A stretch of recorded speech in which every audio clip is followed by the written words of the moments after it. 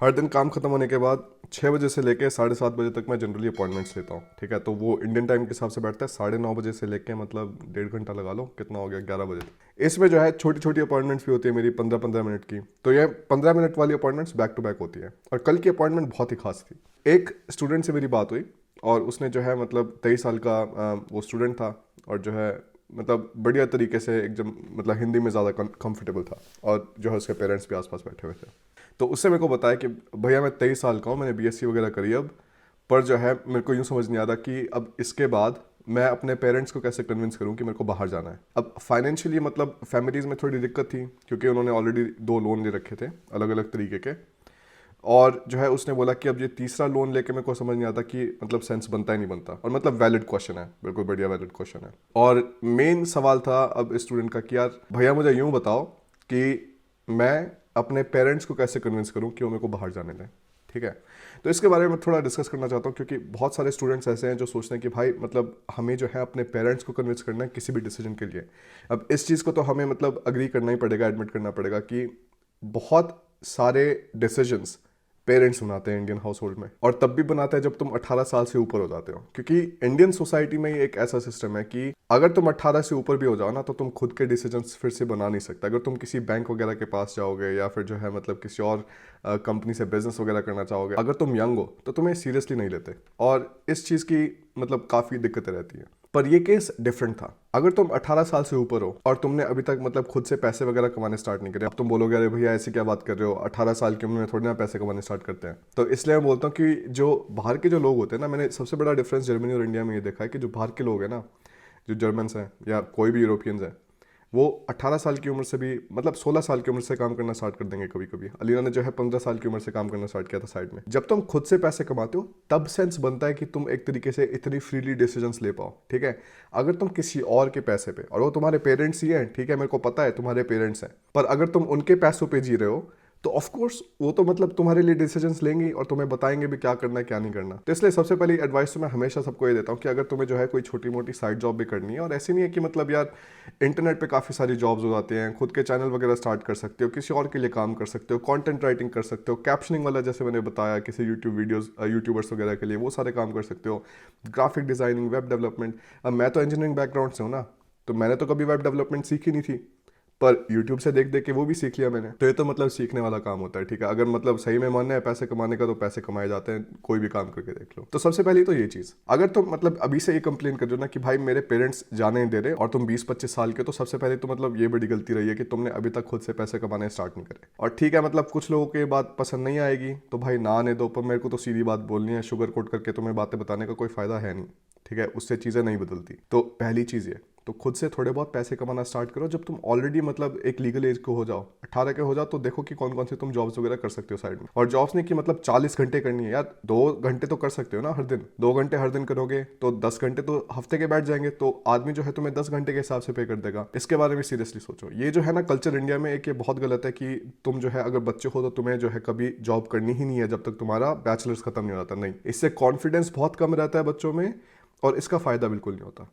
पहली चीज़। दूसरी चीज़, अगर मतलब पेरेंट्स को कन्विंस करने में दिक्कत हो रही है तो मतलब अब क्या करें, ठीक है। सबसे पहली चीज़ जो तुम्हें करनी है कि भाई आराम से प्यार से बैठ कर उनको समझाओ तुम्हारा पर्सपेक्टिव। अगर तुम इंडिया में रहोगे और इंडिया में ही जॉब करोगे, इंडिया में ही आगे काम करोगे, तो तुम्हें लगता है कि तुम खुश रहोगे?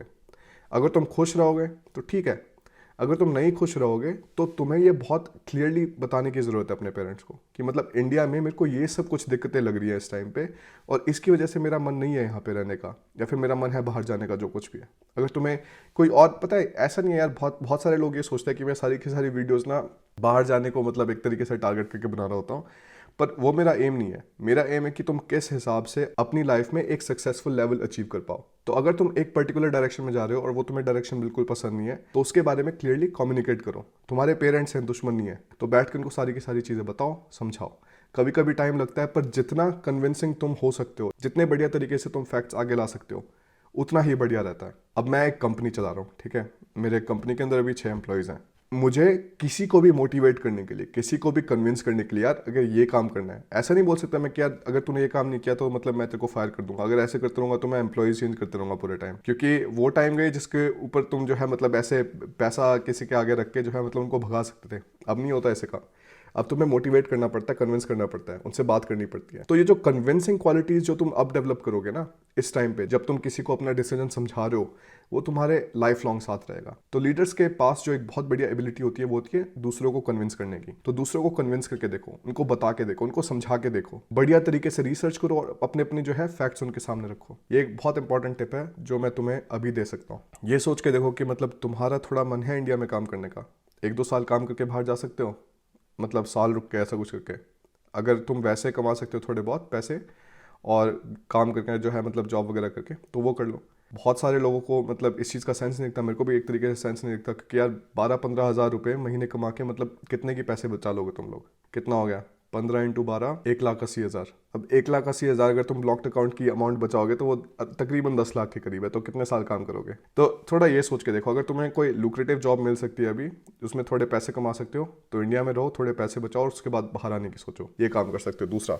और तीसरा, अगर तुम्हें जो है बैंक लोन वगैरह लेने हैं, ठीक है, और तुम्हें मतलब उसके थ्रू जाना है क्योंकि तुम्हें वेट करने का मन नहीं है ज़्यादा, तो इसके भी बहुत सारे ऑप्शंस हैं। मतलब तुम्हारे पास HDFC, क्रेडिला, अवांस, इनक्रेड, मतलब काफ़ी सारी ऐसी प्राइवेट कंपनीज भी हैं जो तुम्हें बिना कोलेट्रल के लोन देती हैं। तो उनसे बात करके देखो। ये तो यार खुद का मतलब रिसर्च का काम होता है। मेरे को ना इसमें रोने धोने का बिल्कुल भी सेंस नहीं दिखता। अगर तुम कोई चीज़ नहीं कर पा रहे हो, तुम्हें ही सॉल्यूशन ढूंढना है। ये तुम्हारी ही रिस्पॉन्सिबिलिटी है कि तुम किस हिसाब से उस चीज़ को सॉल्व करके देखो। देखो बहुत सारे हम लोग ना इंजीनियर्स हैं, मैं इंजीनियर हूँ, मेरी टीम में ज़्यादातर लोग इंजीनियर्स हैं। तो मैं उनको एक चीज़ हमेशा बोलता हूँ कि एज एन इंजीनियर तुम्हारी रिस्पॉन्सिबिलिटी है कि तुम एक प्रॉब्लम को सॉल्व करो। तुम्हारे पास कुछ कंस्ट्रेंट्स हैं, तुम्हारे पास कुछ कंडीशंस हैं, उन कंडीशंस के हिसाब से इस प्रॉब्लम का सॉल्यूशन क्या होगा, ये तुम्हारी रिस्पॉन्सिबिलिटी है। अगर तुम ऐसे 20-25 साल के हो गए और ऐसी मतलब प्रॉब्लम्स के साथ स्ट्रगल कर रहे हो, तो भाई मेरी वीडियोस को अपना सब्सक्राइब करो, उनको बैठ के देखो, क्योंकि इन चीज़ों से तुम आगे लाइफ में बहुत बढ़िया चीज़ें कर पाओगे। क्योंकि प्रॉब्लम सॉल्विंग एक ऐसी स्किल है जो हर एक बिजनेस में, हर एक फील्ड में काम आती है। और इसमें जो है थोड़ा माइंडसेट चेंज होता है।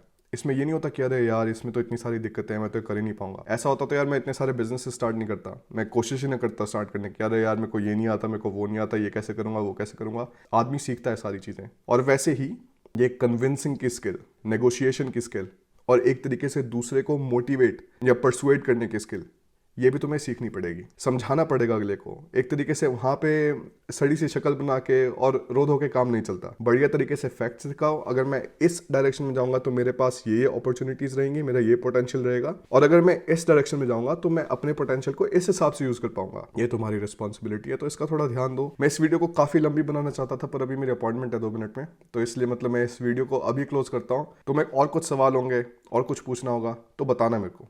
और कोई दोस्त है तुम्हारा जो पेरेंट्स को कन्विंस नहीं कर पा रहा है, तो एक बार उसको ये वीडियो दिखाना, ठीक है। वीडियो के कुछ पार्ट्स थोड़े स्ट्रेट फॉरवर्ड है, ठीक है, शुगर कोटेड बिल्कुल नहीं है, और लोगों को सुनने में मज़ा नहीं आएगा काफ़ी सारी चीज़ें। पर ये जो सारी की सारी चीज़ें मैं तुम्हें बता रहा हूँ, ये सारे एक्शनेबल स्टेप्स हैं। इनको फॉलो करोगे तो किसी ना किसी बढ़िया जगह पे पहुँचोगे। तो बहुत बहुत धन्यवाद देखने के लिए। अगर तुम्हें और कुछ सवाल हो तो कमेंट्स में लिख के बता देना मेरे को, और मैं अगली वीडियो में उठा लूँगा। तो फिर अगली वीडियो में मिलते हैं।